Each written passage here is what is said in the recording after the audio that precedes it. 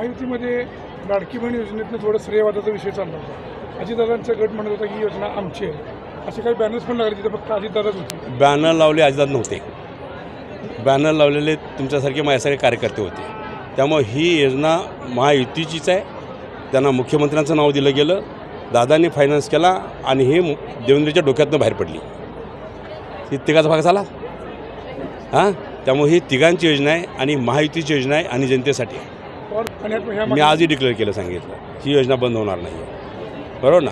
पैसा उपलब्ध होणार आणि आता पैसे, आता पहिला लॉट 3-3 हजाराचा पहिला लॉट आम्ही जवळजवळ 1,40,00,000 आम्ही पैसे वाटले, दिले ना। अजून लाभार्थी येतात, पुढल्या वेळी आणखी देणार पैसे।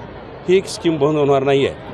हो का, विरोधकाला बोलायला काय चान्स असते, काहीतरी बोलायचं, आपलं फुसकाबार काढायचा, काय तर बोलायचं, लोकांचा गैरसमज करायचे आणि लाभार्थीपासून वंचित करायचं। माझी जनतेला सगळ्या विनंती आहे, ह्यांच्यावर कोणी विश्वास ठेवू नका, हे चला भुरटे सगळे।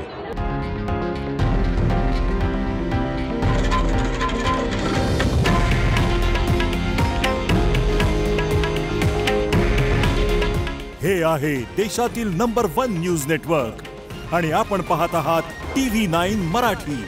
काळजी तुमची, हित महाराष्ट्राचं।